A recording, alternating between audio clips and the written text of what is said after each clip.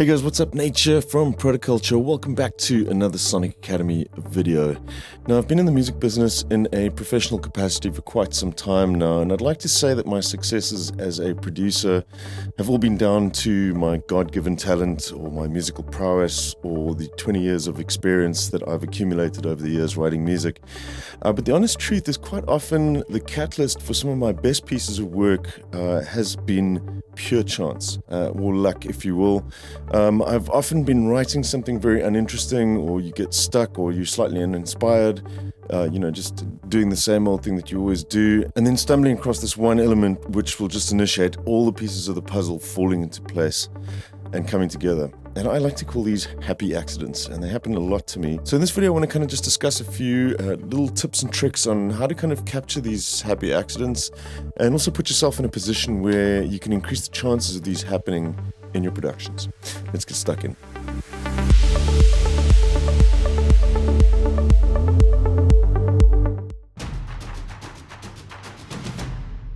So my first point is pretty obvious. You want to get your hands on, because it's literally the easiest way you're going to get stuff out quickly, make mistakes, and kind of figure out things that you wouldn't normally do. And that's by learning to play an instrument or getting yourself a controller. And at the very least, kind of, getting yourself to a point where you kind of start understanding the relationships between notes. What sounds good with what, and some basics when it comes down to chords and things like that. Because if you are capable of playing that stuff out very quickly, chances are that's when you're gonna, be working on something and just randomly doodling around with the keyboard, and you'll hit something and you'll go, wow, that's amazing. At least from a musical standpoint. The production side of things is a little bit different. The other benefit to having a piece of hardware like this is getting tactile with controllers. Often just being able to grab something and tweak it, you'll put yourself in a position where you may do something just without thinking, and quite often that'll be the thing that really kind of sets you off to just bring everything together. Just a little idea, it could be like a little filter sweep or something like that, which really kind of just makes that sound that you're working on shine, and everything just falls into place after that. So following on from getting your hands onto a keyboard and playing an instrument, so the flip side to that is, I'm not a virtuoso by any means, but I'm fairly capable when it comes to playing keys. But what I also do is I tend to fall into the trap of doing the same thing over and over again. There's chords that I'm comfortable with. When you start playing piano, you'll find that you'll often end up in an A minor scale because it's the easiest one to play. They're all white notes in that scale. So you kind of find yourself doing the same thing quite often. I end up in D minor a lot of the time. So one thing that can kind of get you out of your comfort zone and encourage these accidents as well is just that start making use of musical assistants. And these things are just that, they're assistants. They're not going to finish the music for you, but they are going to generate avenues that may be very interesting that you wouldn't have thought of at all. So for example, Cubase has got its chord assistant. Bring that up, and you've got these chord pads here. Play around with. Sometimes you can generate pretty complex chords with these, and these are the ones that I find I don't go to automatically myself. So having these sort of available to you to kind of just mess around with, sometimes you'll just hit in one of them. A lot of the time it'll sound like rubbish too, but you may just get that one chord which is something that you would never play yourself, and that'll be the spark that kind of brings everything together. Another really great one that you could look at is a Scalar 2 from Plugin Boutique. This one I find really cool to work with.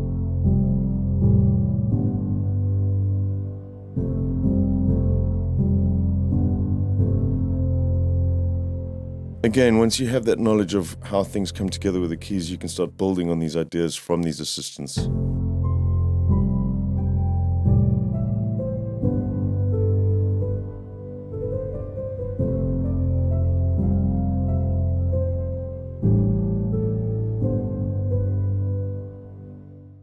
And you'll start coming up with interesting melodies once you start getting comfortable with using these.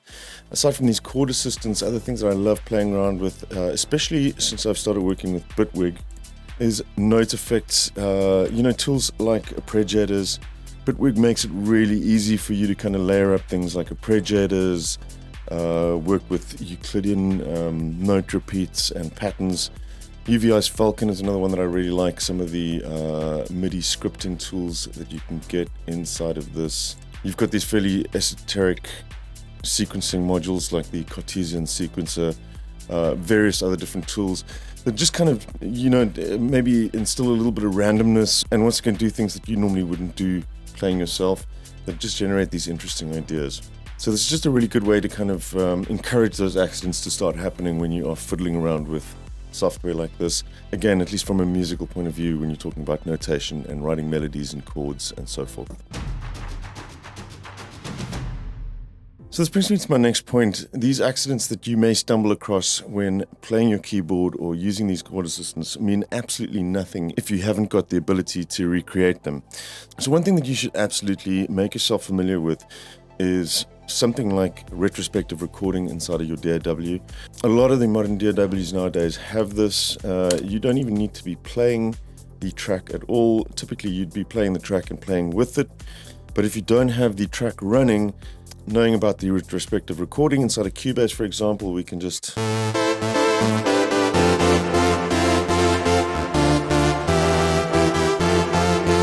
oh, okay, that's pretty cool. I like where that's going. We can just hit the retrospective recording button and everything that we've been playing, you'll see I've been fiddling around here for a bit. Everything that we've been doing has been put into a buffer and it's there in case we need it. That last little section that I played there now.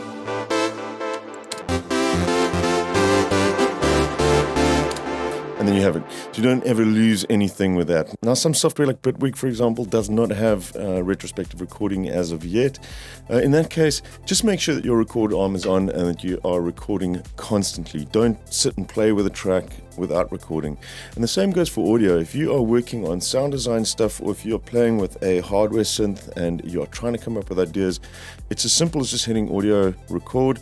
Our hard drives are big enough that you can record hours and hours of audio without having any issues at all.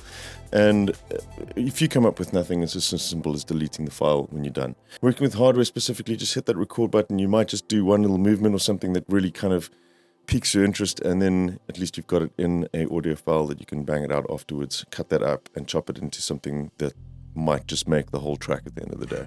And if you don't want to do it inside of your DAW while you're working, again, our hard drives these days are pretty fast if you're running on an SSD with plenty of space.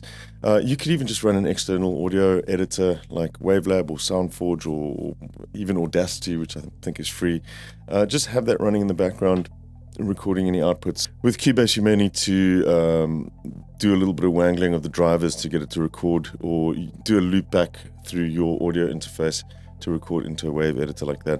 And you'll often find you'll do something, you can go back and just have access to all of those little mistakes you make along the way. So really important, always record what you're doing. Now I want to talk about something that's often looked at in a negative light, and you'll see this often in forums when somebody asks for advice and they're like, don't use presets, make your own sounds. That's absolutely rubbish. There's a time and a place to dive into presets, and it can be super useful to do so when you are looking for different ideas, trying to encourage these little accidents to happen. I've worked as a sound designer on many different projects for official releases for synths, and I still use presets. I know how to make presets, and I still use them quite often. The tool that I absolutely love in my studio is this Native Instruments S61 Mark II that runs in complete control, because it gives me such immediate access to different sounds, just to preview them and come up with sounds that I may not have selected before or even thought of making, and hear what they sound like in context of the track. The beauty of this is that they store MP3s for all the presets in here, and you can just kind of scale through them. So if I know that I'm looking for a synth sound and I go to, let's say I'm looking for a lead, I can just do leads there, and then what I do is just scroll through this. And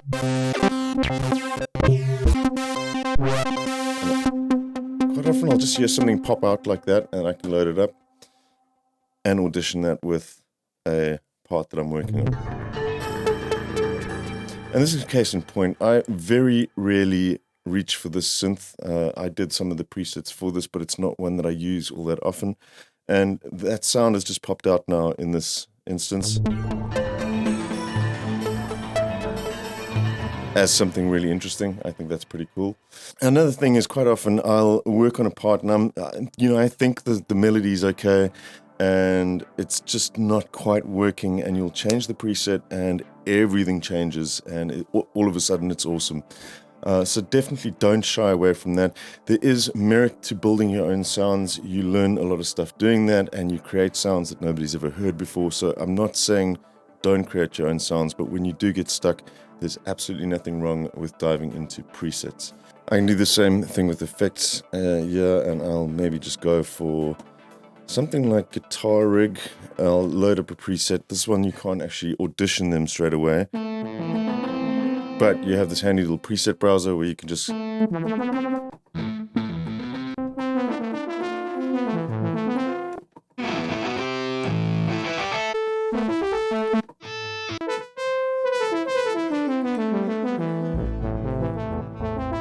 that's pretty nice delay going on there, and you'll find these little ideas like that, and then you can kind of modify them and kind of suit them to your own needs.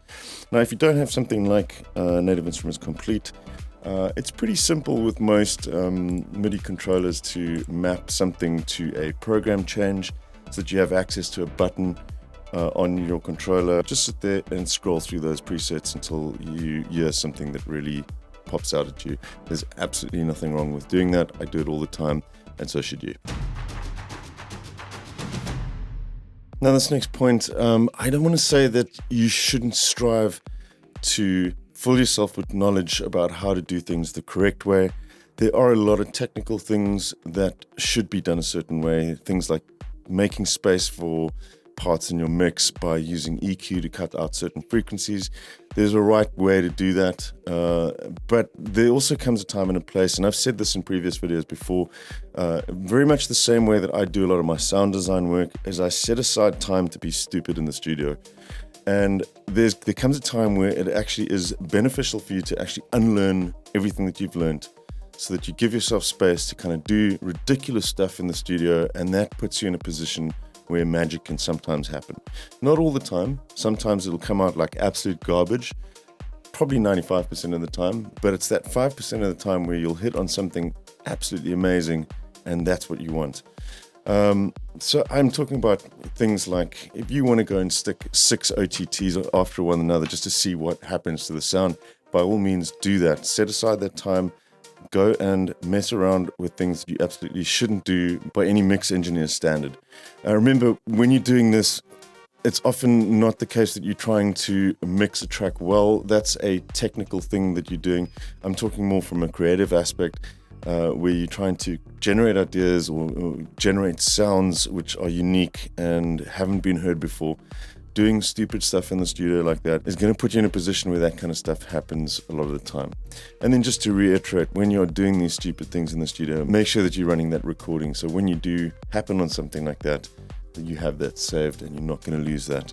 I've seen things like using a bit crusher on hats as an EQ to brighten things up. In parallel, I've seen guys flush microphones down toilets and use that as a convolution source to add a reverb to a synthesizer. There really is no rules when it comes to being creative in the studio. And no matter how stupid your idea is, there's always that small chance that you're going to come up with something completely magical and unique, and that's what you're going to be looking for. Now, this next one may not be for everybody, but it's been a massive inspiration for me over the years, and that's getting into modular synthesis. So by the same token, unlearning what you've learned, modular is the perfect playground to encourage that sort of behavior. Not only is there an infinite amount of digital fart noises to be discovered, but there is some incredibly cool stuff that you can do with sequencing, especially. I love working with sequences in modular, and opportunities to, do stuff with audio rates where you are modulating oscillators with other oscillators in FM, but then, driving that oscillator by a random source. And, it just can sort of snowball into these ridiculous creations inside of a modular environment that really kind of generate these one-off sounds as well that you would never think of in your right mind. So if you're looking at modular, VCV is a great place to start because you can do that for free. Go check out the VCV courses at Sonic Academy as well. There's some great courses from King Unique there on how to use VCV. I myself use Softube's modular.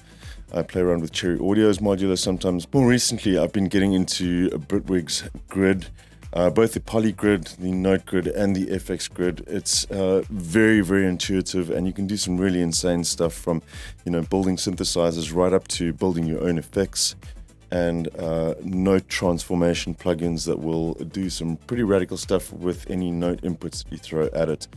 Another place that you should be exploring when it comes to modular, it does take a little bit to get into this. There's some fundamentals that you do need to learn, but looking at creating generative modular patches for creating generative music, there's so many options when it comes to randomizing things, randomizing notes through things like sample and hold, or any sort of random sources, quantizing clocks and things to run things at different speeds and so on. Definitely something that you should be looking at. And on top of that, modular is going to teach you a lot of fundamentals about sound design, how hardware works, signal flow, things like that, which is all very, very applicable to the technical side when it comes to mixing as well. So there's a wealth of knowledge to be taken away from getting into modular systems as well if you're trying to generate these little accidents happening in your music. So lastly, to round things out, in my experience as well, it's often not the big things that you're looking for in these accidents. Something as small as messing around with a sort of little background ambient pad or something which hardly gets heard in the track. I've had experiences where I've played around with something like that, and coming up with that sound was the spark that ignited the ideas for everything else for that track in my head. So sometimes it's the small things that count. One of my tracks, Talisman, was based on a vocal sample that I ran through Stutter Edit and kind of mangled it around. It's very kind of in the back of the track, and the main melodies and stuff, they all came from me, but they were inspired from that initial ambient sound in the background. So you just need to find that one thing that sort of sets the dominoes tumbling. Once you have that and everything starts falling into place, that's the end goal at the end of the day. I have another track on my last album as well, for example, called Deep Forest, where the entire track is built around a generative modular patch, which is just randomly playing notes in a scale. And I just took a section of that after recording it, looped that, and that is the basis for all the melodies that come after that as well. So yeah, don't always go looking for the big things. Sometimes just finding these small ideas and stumbling upon something that really inspires you, those are the happy accidents that you're going to be looking for. They might just create that spark that generates that hit song for you at the end of the day. Right, so this has been me mumbling for a little while now and fairly unscripted, but I do feel quite strongly about this concept in my music as well. I really do try to be quite disciplined at giving myself these moments where you can encourage this sort of accident to happen. Like I said, take time out to do ridiculous stuff and don't be afraid to experiment. And no matter how good you are in the studio, quite often those are the moments that are going to really stand out and get people's ears to prick up and listen to you. Great, I hope you guys enjoyed the video. I will catch you soon here at Sonic Academy. Till then, take care. Cheers. Thanks everyone for watching. We really appreciate all the support from you guys. If you love this video, then smash a like. And if you want to be notified about new videos, hit the subscribe and notification buttons. Peace!